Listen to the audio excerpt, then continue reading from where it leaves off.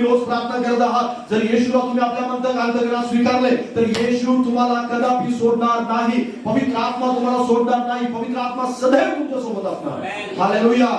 Praise the lord. देव बाप या गोष्टी तुम्हाला सांगत आहे. यहोशूआला वाटलं की सोडून गेला, पण मनुष्याला ज्यावेळेस पण तुमच्या जीवनामध्ये असं वाटेल की माणूस मला सोडून गेला, त्यावेळेस एक गोष्ट नेहमी लक्षात ठेवा, येशू तुम्हाला कधी सोडणार नाही. सदैव तो तुमच्या सोबत आहे. पुनरुत्थित असलेला ख्रिस्त तो म्हणत आहे, मी तुम्हाला अनाथ सोडणार नाही, मी तुमच्या सोबत आहे. या पुनरुत्थानाच्या दिवशी देव तुम्हाला नवीन आशा देत आहे आणि नवीन सामर्थ्य देव म्हणत आहे, हुंकार घालत आहे, म्हणत आहे की मी तुला सोडलेलं नाही. जगातल्या कोणत्याही माणसावर भरोसा ठेवायची तुला गरज नाही. माणूस तुला म्हणत असेल की तू माझा नाहीये, तर नाही माझा, पण परमेश्वर माझ्या सोबत आहे. हालेलुया.